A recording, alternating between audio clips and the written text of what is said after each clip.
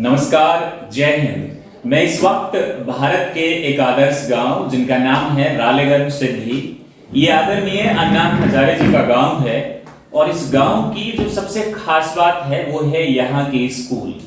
ये है तो government school, semi government school, लेकिन इस स्कूल की खास बात है कि जो बच्चे हर जगह से फेल हो जाते हैं उनका एडमिशन इस स्कूल में होता है। यही इस स्कूल की जो है वो खास बात है। तो जाहिर सी बात है कि स्कूल को बनाने में यहाँ पर गवर्नमेंट के अलावा जो गांव के लोग हैं, जो आसपास के लोग हैं, उन्होंने सपोर्ट किया। जो लीडरशिप है वो अन्ना हजारे जी की है, जिनको हम सभी जानते हैं, पूरा देश नहीं विश्व जानता है। लेकिन कोई भी संस्था जो चलती है वो सिर्फ एक लीडरशिप की वजह से नहीं चलती है, वो चलती है वहां के स्टाफ की वजह से, वहां के प्रिंसिपल जो एडमिनिस्ट्रेटिव हेड हैं उनकी वजह से। तो इस वक्त मेरे साथ इस स्कूल के प्रिंसिपल साहब हैं। नमस्ते सर। जी नमस्ते। और ये टीचर्स भी हमारे साथ हैं। तो हम इनसे जानेंगे कि सर ने ऐसी कौन सी चीज करी जिसकी वजह से ये जो स्कूल है ये आज इस लेवल तक पहुंचा, और ये इतना खूबसूरत स्कूल है जिसकी मैं कल्पना जहां तक मैंने करी थी उससे ज्यादा खूबसूरत है। मुझे ऐसा लगा कि अन्ना जी ने शुरुआत तो करी, और ऐसा होता है, ये बाय डिफॉल्ट है कि वो चीज धीरे धीरे डाउन हो जाती है। लेकिन यकीन मानिए, दिल्ली यूनिवर्सिटीज के कई अच्छे कॉलेजेस की जो कैंपस है उससे बेहतर इनका कैंपस है। तो मैं आपका स्वागत करता हूं। नमस्ते। और आप अपना छोटा सा परिचय देके। नमस्ते। पहले मैं आप चैनल वाला का तहे दिल से स्वागत करता हूं। मैं देशमुख दिलीप सूर्यभान जी इस स्कूल का प्राचार्य हूं जी। तो ये स्कूल 1980 में शुरू हुआ। जी जैसे आप जितने भी घूम चुके हैं जी। वहाँ स्कूल शुरू करने का जो पर्पज़ होता है, हेतु होता है, वो कुछ अलग है। और रालेगन सिद्धि और परिवार ने, मैं जानबूझकर परिवार ये शब्द इस्तेमाल इसलिए कर रहा हूँ कि ये किसी एक का काम नहीं है जी। तो रालेगन सिद्धि और परिवार ने जब ये स्कूल शुरू करने की ठान ली जी तो काफ़ी मुसीबतों का सामना करना पड़ा। जी। अन्ना जी, आदरणीय अन्ना साहब हजारे जी, जी साथ में इस संस्था के जो अध्यक्ष है सदाशिवराव जी मापारी, जी। सह सचिव श्री संपतराव पोटे सर, मापारी गुरुजी, रिस्पेक्टेड गंगा भाऊ मापारी, उगले गुरुजी, ये तो इस संस्था के डायरेक्टर बॉडी में है। जी। और गांव और परिवार जी। यहाँ काम करते समय कोई अलग नहीं होता, जी। ये सब पारिवारिक सदस्य है। जी। तो जब शुरू किया तो पहला अन्ना जी के जीवन में जो अनशन हुआ, जी, उपोषण हुआ, तो इस स्कूल की शुरुआत के लिए हुआ। Oh my God. एक बार मैं इन्फॉर्म कर देता हूँ, जैसा कि हम सभी जानते हैं अन्ना जी का जो अनशन हुआ था जिसमें मैंने भी भाग लिया था, तो सर बता रहे हैं कि आदरणीय अन्ना हजारे जी ने जो सबसे पहला अनशन किया था वो अच्छे वजह से, और वो था इस स्कूल की स्थापना। जी सर। तो ये स्कूल शुरू होते टाइम पूरे गांव वाले जी अन्ना जी के साथ में जी अहमदनगर जाके जो एजुकेशन ऑफिसर है जी वहाँ जाके पूरे गांव ने अनशन किया। जी। और ये एक ऐसा स्कूल है जी कि जिस स्कूल को 1980 में मान्यता भी मिली, जी। और वो पूरा स्कूल उसी वक्त एडेड हो गया, अनुदानित तत्व पर या अनुदानित रूप से इसकी मान्यता मिली। जी। तो ये स्कूल शुरू करते टाइम अन्ना जी ने सोचा, गांव वालों ने सोचा कि बाजू के गांव में भी स्कूल है, जी, लेकिन ये स्कूल ऐसा होना चाहिए कि इस स्कूल के बच्चे अपना जीवन पढ़ते समय, किताबें पढ़ते समय, मेरी भी कुछ समाज के प्रति जिम्मेदारियां है, ऐसी जानियो या रियलाइजेशन उस बच्चों में होना चाहिए। ये ठानकर अन्ना जी ने इस स्कूल की स्थापना की। जी। तो आप जब से गेट से अंदर आए आपने देखा होगा ये जो पूरा कैंपस है स्कूल का, या किसी का डोनेशन नहीं लिया, यह गांव की ये जो पूरी बिल्डिंग है स्कूल की, ये गांव और परिवार ने श्रमदान से बनाई है। श्रमदान को थोड़ा एक्सप्लेन करिए ताकि श्रमदान लोग मतलब समझ सकें। गांव वाले लोग इकट्ठा आते हैं, जी पूरे गांव वाले लोग इकट्ठा आते हैं, अपने बैल, ट्रैक्टर और खुद लेबर वर्क यहाँ आके काम किया है लोगों ने। अच्छा। यहाँ के जो ब्लॉक है ये पूरे इधर बनाए हैं। जी आप जो पीछे फोटो देख रहे हैं, हम्म, ये स्कूल के लिए जो जमीन है, हम्म, ये जमीन इन लोगों ने अच्छा। डोनेट किए, दान दिए हैं बिना पैसे की, माय गॉड।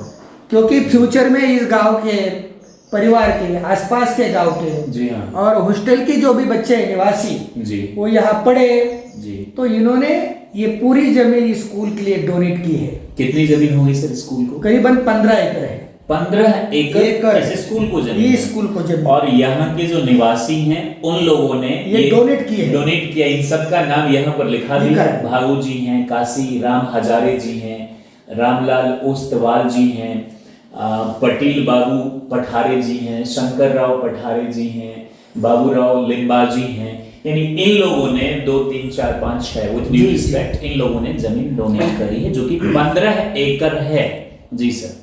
तो ये लोगों ने ये जमीन तो दी है, लेकिन गांव वाले आकर या खुद श्रम किया है, काम किया है। ये मैदान लोगों ने बनवाए हैं, ये बिल्डिंग जो है किसी से डोनेशन नहीं लिया। जी तो लोगों ने अपना खुद हिस्सा देकर, जी कहीं आर्थिक रूप से हो, श्रम के रूप में हो, जी। काम के रूप में हो, इस तरीके से देकर ये पूरा कैंपस बनाया है। जी। अभी आप जैसे ही अंदर आए तो यहाँ के बच्चे खाली किताबें नहीं पढ़ते। जी किताबें नहीं पढ़ते मतलब किताबों के साथ में जी पर्सनालिटी डेवलपमेंट में या सोशल अवेयरनेस सामने रख के जितनी भी चीजें बच्चों में आनी चाहिए, जी। वो सब एक्टिविटीज स्कूल में होते हैं। All over personality development. जी जी शिक्षा का जो शाब्दिक मतलब है वो आप लोग करते हैं। जी। जी महात्मा गांधी जी ने कहा था शिक्षा सफाई से शुरू होती है। जी तो आपने इतना जो पूरा कैंपस साफ सुथरा आपको नजर आया होगा। जी हाँ जी हाँ, तो ये हमारे बच्चे खुद आके रोज सवेरे जी साफ करते हैं। जी गांधी जी का तत्व तो यही था, शिक्षा सफाई से शुरू होती जी। है। अगर ये कैंपस अच्छा नहीं तो यहाँ का माहौल, यहाँ का एटमॉस्फेयर इतना अच्छा नहीं रहेगा। जी पढ़ने के लिए भी कुछ ऐसा माहौल होना चाहिए कि बच्चे इस पेड़ में आकर, इस कैंपस में आकर खेलते हैं, कूदते हैं। और एक सबसे अच्छी बात है, आपने जितने भी पेड़ देखे, यहाँ का एक पत्ता, एक फूल भी बच्चे नहीं तोड़ते, क्योंकि ये सब पेड़ इन बच्चों ने लगवाए हैं। यहाँ के गड्ढे बच्चों ने बनवाए, उसमें गोबर बच्चों ने डाला, उसमें मट्टी बच्चों ने डाली और पेड़ भी बच्चों ने लगाए। इसलिए ये बच्चे जी लगाकर उनको मतलब संभालते हैं। जी सर, एक चीज जो मैंने देखी है, मैं हिंदुस्तान के ज्यादातर स्कूल की बात कर रहा हूँ, जी। अपने गांव की भी बात कर रहा हूँ। हालांकि मेरे गांव के लोग मुझे काफी सुनाएंगे इस बात को लेकर और मुझे कोसेंगे अगर वो लोग देख रहे हैं तो। मेरे गांव में जो स्कूल है वो स्कूल बहुत अच्छा है। जी। लेकिन दिखने में मैंने देखा है टीचर वहां पढ़ाने नहीं जाते हैं। ये मैं सर आप लोगों को ब्लेम नहीं कर रहा हूँ, मैं बता रहा हूँ अपने गांव की बात और ज्यादातर स्कूल्स की बात हिंदुस्तान में बता रहा हूँ। गांव के टीचर तो वो जाते ही नहीं है। और सर अगर आप लोग सुन रहे हैं तो सुन लीजिए, देख रहे हैं तो अच्छी तरह से देख लीजिए। सिर्फ सैलरी लेने जाते हैं, जो गवर्नमेंट का जो फंड आता है ना सर, वो लोग बांट के खा जाते हैं। ठीक है, नहीं, यहाँ ऐसा नहीं लेकिन होता। सर आप लोग ने इतना अच्छा, चूंकि आप भी तो इसी देश के हैं जी। तो इतना अच्छा जो माहौल है ये कैसे डेवलप किया, मैं ये सीक्रेट जानना चाहता हूँ ताकि जो लोग देख रहे हैं वो भी आप लोगों से सीखें। सबसे बढ़िया बात तो ये है, जी लोगों के सामने आदर्श नहीं है, जी रोल मॉडल्स नहीं है। जी तो यहाँ गांव और परिवार के सामने यहाँ डिवोटेड लोगों का आदर्श है। जी जैसे अन्ना जी है, जी। इस संस्था के अध्यक्ष श्री सदाशिवराव मापारी जी है। जी तो अन्ना जी ने अपना पूरा जीवन समाज के प्रति व्यतीत किया है। जी तो हमारे सामने एक ऐसा आदर्श है कि जो खुद का परिवार इतना सीमित न रखता हुआ, जो पूरा गांव को परिवार मानता है, अपना पूरा जीवन समाज के प्रति व्यतीत किया है, लोगों की समस्या के सुलझाने में जिन्होंने अपना जीवन व्यतीत किया है, ऐसा आदर्श हमारा है। तो ये स्कूल मैं एक जानबूझकर आपको बताना चाहता हूँ कि ये स्कूल सवेरे 5 बजे शुरू होता है। हाँ, ये बात जरूर बताइए प्लीज, ये मुझे पता चला था और मैं इन लोगों से भी पूछूंगा, बताइए ये वाली बात। ये स्कूल सवेरे 5 बजे शुरू होता है और रात के करीबन 9:30 बजे तक शुरू रहता है जी। तो यहाँ खाली सैलरी के लिए लोग नहीं आते जी। जो गांव और परिवार ने, अन्ना जी ने जो सोच रखकर ये स्कूल शुरू किया, ये ध्यान में रखकर मेरी भी जिम्मेदारी समाज के प्रति कुछ और है।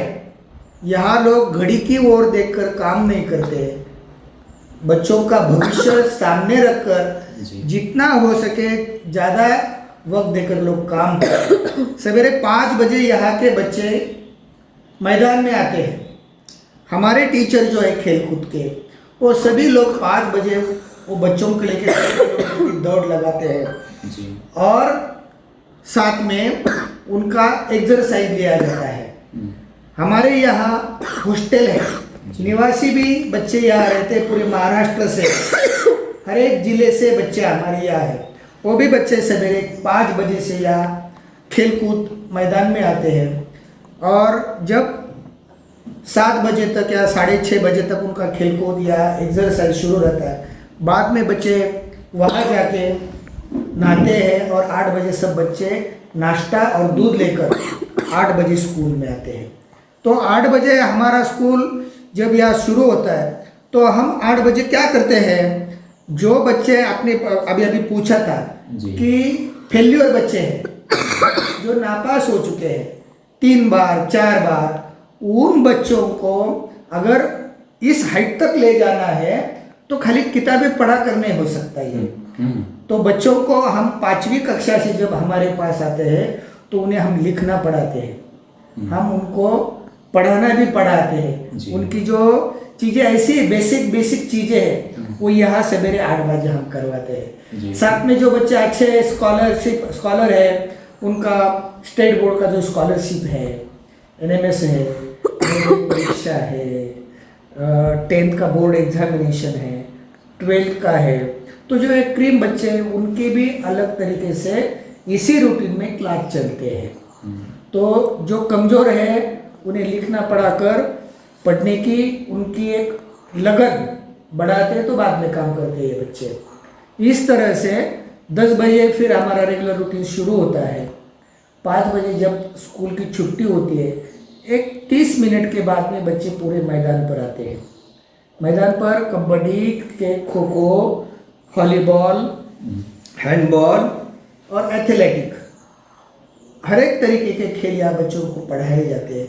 हमारे टीचर्स हैं वो वहाँ रुकते हैं और बच्चों को पढ़ाते हैं और बाद में 6:30 बजे या 7 बजे तक बच्चे घर जाते हैं और 8 बजे पुनः मतलब दोबारा इनका 8 बजे यहाँ नाइट स्टडी शुरू होता है। स्कूल में या हॉस्टल में? स्कूल में। अच्छा, स्कूल में फिर आते हैं? फिर आते हैं बच्चे, रात को भी आते हैं? रात को भी आते हैं 8 बजे। माय गॉड, ये बहुत अच्छी बात है। अभी इस तो कोरोना के कारण अभी 1 साल से शासन के निर्बंध है हमारे ऊपर कि बच्चों को क्राउड न करे, ज़्यादा देर तक न बनाए या बुलाए, इसलिए इस साल थोड़ा सा हमने लूज रखा था। तो अभी ये रूटीन फिर से शुरू होने वाला है हमारा दिसंबर 1 से। गर्ल्स भी आती हैं रात को? नहीं, गर्ल्स नहीं आती, सिर्फ बॉयज। सिर्फ बॉयज। ये जो गर्ल्स हैं, ये जो हॉस्टल है, ये सिर्फ बॉयज के लिए? बॉयज का हॉस्टल है, गर्ल्स का नहीं है। अच्छा, वो गर्ल्स आसपास की हैं, वो घर चली जाती हैं? जी जी, गांव के हैं जी, या जो फीडिंग एरिया है वहाँ से है जी। ओके, बहुत बहुत। अभी मैं आपके पास आता हूँ, लेकिन सर एक सवाल आपसे। अभी सबसे पहले मेरी आपसे ही मुलाकात हुई, हम तीनों को एक साथ फ्रेम में लीजिएगा, ठीक है? सर जी ने कहा, इन्होंने, कि यहाँ पे जो फेल हो जाते हैं बच्चे वही आते हैं पढ़ने। तो ऐसा मैंने देखा है सर कि जो ये बच्चे आते हैं आमतौर पे ऐसा हमारा परसेप्शन है कि ये उपद्रवी होते हैं, शरारत करते हैं, ये बदमाशी करते हैं, अगर हिंदी में बोला जाए तो एक शब्द है। तो आप इन बच्चों को कैसे हैंडल करते हैं? क्या क्या मुश्किलें आती हैं आपको हैंडल करने में? पहले आप बताइए, फिर सर आपसे। जी। तो बच्चे हैं तो शरारती होंगे, और जो फेल्योर होते हैं वो ज़्यादा शरारती होते हैं, जी उनके पास उतनी एनर्जी स्टोर रहती है कि शरारत की जाए। जी। हम ऐसा करते हैं, उस एनर्जी को डाइवर्ट कर देते हैं। कैसे? जब वो शरारत करता है, उनको शरारत करने का वक्त ही नहीं मिलना चाहिए। जी सुबह जब उनको उठाते हैं, वो शरारत करेंगे तो ग्राउंड पर शरारत करेंगे, जी वो रनिंग करेंगे, अपने पसंदीदा खेल खेलेंगे, इतना खेलेंगे मन शौक, यानी कि आधे घंटा तक खेलेंगे तो अपने आप को थक जाएंगे। फिर उनका स्नान होगा, इसके बाद फिर उनको हम नाश्ता होगा, उसके बाद उनको हम पढ़ाई के लिए बिठाते हैं। जी यानी कि बीच में उनको वक्त ही नहीं मिलता शरारत करने का। जी जी और उन शरारती वो कौन होते हैं, उनके पास एनर्जी बहुत होती है। जी हाँ तो वो एनर्जी हम एक तो ग्राउंड पे उनको यूज करते हैं एनर्जी को, या फिर पढ़ाई में यूज करते हैं। जी तो पहली बात ये होती है कि जो शरारती है ना, वो कमजोर होते हैं स्टडी में, जी तो उनके लिए हम सुबह 8 बजे से उनकी स्टडी शुरू करते हैं। अभी सर ने बोला 8 बजे स्कूल शुरू होता है, तो एक ही स्कूल में हम पाते हैं कि 3 तरह के बच्चे होते हैं। जी एक तो बहुत शरारती, अभी बोला ऐसा, और जो पीछे रह जाते हैं पढ़ाई से, जी कुछ मिडिल होते हैं और कुछ थोड़े क्रीमी बच्चे होते हैं। तो हम क्या करते हैं, जो कमजोर बच्चे हैं ना, उनको लिखना पढ़ना इससे शुरुआत करते हैं। पहले मराठी। हाँ बेसिक जी जी जो पढ़ नहीं सकता है, लिख नहीं सकता है, वो स्टडी में क्यों नहीं उनका दिल लगता, उनको पढ़ाई ही नहीं आती है, लिखा ही नहीं आती है। जी तो पहले हम 5वीं कक्षा से शुरू करते हैं, 8 बजे से 1-1.5 घंटा तक। वो भी ऐसी नहीं, वो जैसा पढ़ेगा वैसे, उनको पढ़ना है पढ़ ले, लिखना है लिख ले, या कोई चित्र बनाना है वो बना सकता है। ऐसा करके उनको हम पहले तो लिखना और पढ़ना सिखाते हैं। उसके बाद बच्चों का अलग अलग बैठाते हैं हम। जी टीचर भी अलग अलग उनको बच्चे देते हैं। अच्छा। लिखने वाला अलग देता है, पढ़ने वाला अलग देता है। ओके वो मैदान में ऐसे कमजोर अलग अलग रहते हैं। कमजोर बच्चे अलग होते हैं, मिडिल अलग होते हैं और क्रीमी अलग होते हैं। वो क्रीमी बच्चों के लिए हम क्या करते हैं, अभी सर ने बताया, ये जो शिष्यवृत्ति होती है, स्कॉलरशिप, उनके कॉम्पिटिटिव एग्जाम्स होते हैं, उनकी प्रिपरेशन कराते हैं। वो 8 बजे से 1-1.5 घंटे तक। और जो मिडिल में होते हैं, उनका रुझाव खेल की ओर ज्यादा होता है। अगर उनका कल दिया हुआ उनका पूरा एक्सरसाइज कंप्लीट है, वो स्कूल में आए और वो बोले कि अब हमारा तो एक्सरसाइज कंप्लीट है, तो वो ग्राउंड पर लेकर चलते हैं, वहाँ जाके वो अपनी पसंद का खेल खेलता है। मतलब स्पोर्ट्स की पूरी फैसिलिटीज है। हाँ, यहाँ तो पूरा ग्राउंड है, हमें अच्छा, अभी हम अच्छे जिम बना रहे हैं। अच्छा जिम भी बना हाँ, है। जिम है, हाँ, जिम बना रहे हैं। और 3 ग्राउंड है यहाँ, अभी आप देख रहे हैं, जो प्ले ग्राउंड है उनके बाजू में है ना, वो छोटा ग्राउंड है, खड़े पीछे बहुत बड़ा ग्राउंड है। यानी कि जितने भी खेल खेलना है तो स्पोर्ट एक्टिविटी हम कंडक्ट कर सकते हैं, इतने बड़े ग्राउंड हमारे पास है। जी शुक्रिया सर। आप मुझे बताइए सर कि आज तक आपके स्कूल से 80 से है ये तो 40 साल हो गए इस स्कूल को। 40 साल में इस स्कूल के कितने बच्चों ने कामयाबी जो हासिल करी है अलग अलग शीर्ष पोजीशंस पे, वो जरा मुझे बताइए। उसकी इंफॉर्मेशन तो वो सर देंगे। मैं 2014 से यहाँ हूँ। अच्छा, 2014 से। 5-6 साल हो गए हैं। तो 5-6 साल में आपका क्या एक्सपीरियंस रहा? क्या शरारती बच्चे बहुत ज़्यादा शरारत करते हैं, कुछ लाइक तोड़ने फोड़ने की बात, लड़ाई की बात, या फिर कैसी वो शरारत? आते समय तो शरारती होते हैं, जी। लेकिन अन्ना जी का फोन था। हम अच्छा जी जी समझ जी हम जब उसमें मिक्स हो जाए तो बच्चे हम ऐसे तरह से उसे हैंडल करते हैं कि एक 15 दिन या महीने के बाद वो शरारती नहीं रहता है, उसे इतनी या कि लाड़ प्यार में हाँ, घर जैसा होता व्यवहार है, घर जैसा व्यवहार होता है। जी। तो वो बच्चा लगन से पढ़ाई करने की और कैसा जाएगा इस तरफ हम ज्यादा ध्यान देते हैं। जी जी जी इसलिए हम यहाँ निवासी शिक्षक तो है, उसके हम सुबह से शाम तक उनमें ही रहते हैं। उन बच्चों का ऐसा लगता ही नहीं कि ये बाहर के कोई है, ये घर के जैसे लोग जैसे वर्तन करते हैं ना, वो वैसे हमें मिक्स हो जाते हैं वो बच्चे। तो आप लोग सरकारी टीचर हैं तो जाहिर सी बात है आपको सैलरी मिलती है, तो एक हमारी और टेंडेंसी है, लेकिन जो लोग इस टेंडेंसी को मानते हैं जितना पैसा मिला उतना ही काम करेंगे तो वो ज़्यादा तरक्की नहीं कर पाते हैं नहीं, जिंदगी ऐसा में। तो तो आप जी हाँ तो आप लोगों को सैलरी तो फिक्स है हाँ, आपकी, मतलब फिर भी आप लोग या- पूरा दिन कैसे यहाँ बिताते हैं? कौन सी ऐसी मोटिवेशन है जो आप लोगों को यहाँ बांध के रखती तिथे है? आपल्याला सब थांबायचं आहे मोटिवेशन बच्चे के सामने, हमारे सामने, इस गांव के सामने सामने और इस तालुका जिला सबके सामने हमारे अन्ना जी तो मोटिवेशन हमारे सामने है ही। जी उस मोटिवेशन के हिसाब से इस तालुके के बहुत सारे यही रालेगंज में तो करते हैं, लेकिन तालुके में बहुत से ज्यादा शिक्षक है कि वो पूरे लगन से पढ़ाई करते हैं, सैलरी की तरफ नहीं देखते हैं। आप पैसे की हाँ, तरफ हमारा तालुका ही आसपास- ऐसा है, आप यहीं आसपास से के, हैं? हाँ। आप यहीं से हैं? हाँ, वाराणसी आप यहीं से? हाँ। नहीं वो तो संगमनेर से है वैसे। डिस्ट्रिक्ट तो हमारा अहमदनगर से ये है। हमारा तालुका ही ऐसा है, अदर डिस्ट्रिक्ट में भी हमारे ज्यादा से, जैसे आप बोले कि यहाँ के आर्मी में ज्यादा है, सेकंड नंबर इस तालुके का ऐसा है कि टीचर ज्यादा है इस तालुके से। आम्ही जरा कामात आहे ना. माय गॉड, एक और फैक्ट मिली है, मतलब पूरे महाराष्ट्र की बात बता रहे हैं ओह। या इंडिया की बात बता रहे हैं? महाराष्ट्र में इस तालुका यानी पारनेर से सबसे ज्यादा टीचर्स हैं। टीचर ज्यादा है। एक चीज और मैंने देखी है सर, जो जगह बैकवर्ड होता है वहीं सबसे ज्यादा, जैसे हरियाणा बेटियों को मारने के लिए बदनाम है, लेकिन उसी हरियाणा से सबसे ज्यादा बेटी वर्ल्ड में टॉप करती है। जी जी दूसरी तरफ बिहार अपनी गरीबी के लिए और करप्शन के लिए बदनाम है, सर लेकिन उसी बिहार से IAS IPS ज्यादा निकलते हैं। आपका जो ये एरिया है अहमदनगर, एक तरीके से और जिले से बैकवर्ड है, इस बात को मानते हैं? बावजूद इसके मैंने अहमदनगर में काफी पोटेंशियल देखी है। भारत के 3 शानदार गांव, जो कि नंबर 1 पे अन्ना जी का गांव आता है, दूसरा आपका आता है हिवरे बाजार और एक और गोरे गांव करके है। तो कहने में ये, जैसे कि यूपी में एक गांव है, वहाँ सबसे ज्यादा IAS IPS है, उनका नाम है माधोपट्टी। चेकिंग करती माधोपट्टी नाम है, वो सबसे बैकवर्ड जिला है यूपी का। बावजूद इसके एक ही गांव से 50-60 IAS IPS है।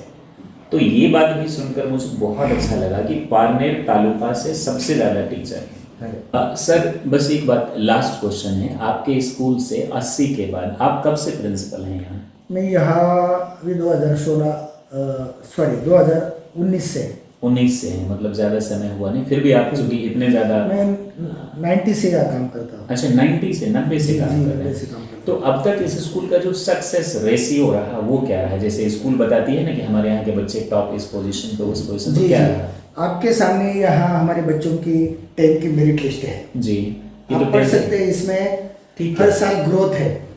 अभी तो ये 95 का है, 97 का है, जी। 98 का है, इस साल तो 99 का है हमारा फर्स्ट।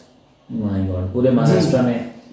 जी जी पूरे महाराष्ट्र से बच्चे हैं अपने। अभी अभी इनको पूछा था, जी तो जब हम ये बच्चे यहाँ आते हैं हम्म। सवेरे से शाम तक हमारे कंपनी में या हमारे सहवास में रहते हैं, जी। हमारे साथ में रहते हैं।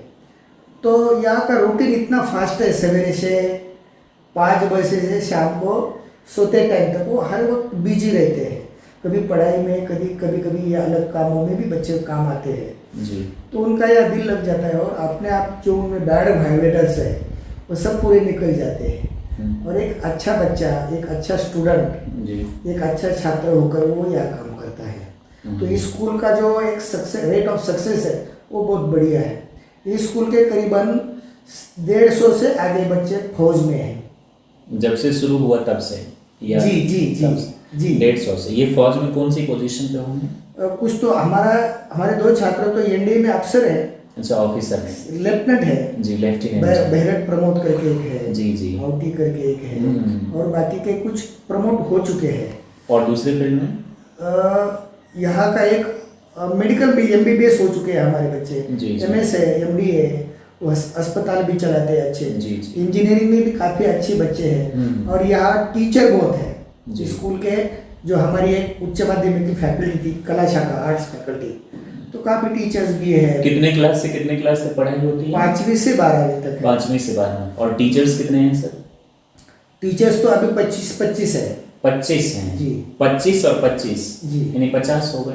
नहीं अच्छा 25 हैं। हाँ। 25 टीचर काफी अच्छे हैं सर, जी। 5वीं से 12वीं तक। और यहाँ ऐसा हमारे पास जो हॉस्टल है जी। वहाँ भी कुछ टीचर है, वो भी यहाँ काम आते हैं। ओह एक्स्ट्रा टीचर्स। एक्स्ट्रा टीचर्स है अच्छा। और रेक्टर है। और हमारा अभी एक छात्र तो IRS ऑफिसर है, कमिश्नर है, डॉक्टर गणेश पोटे, अच्छा UPSC में गए? UPSC में है।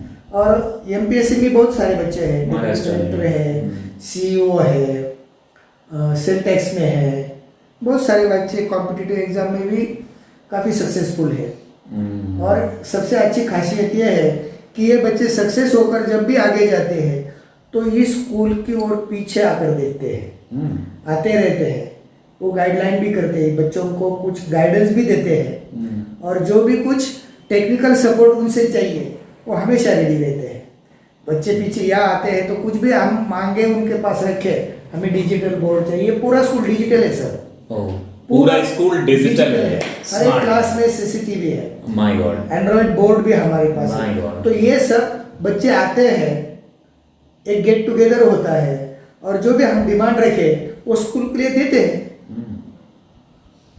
अच्छा, आपका गांव कहाँ है? इसी तालुका? इस जिले से है, अहमदनगर जिले से। ठीक है, एक सवाल पूछ रहा हूँ जी, आपके अपने गांव में और रालेगन सिद्धि में क्या अंतर है सर?